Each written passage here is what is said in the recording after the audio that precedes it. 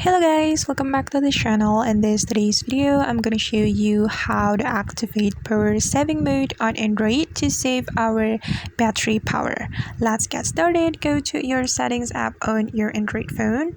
Then you have to scroll your screen until you find battery and device care, and it's right here. Just tap on it. Then tap on battery option right here.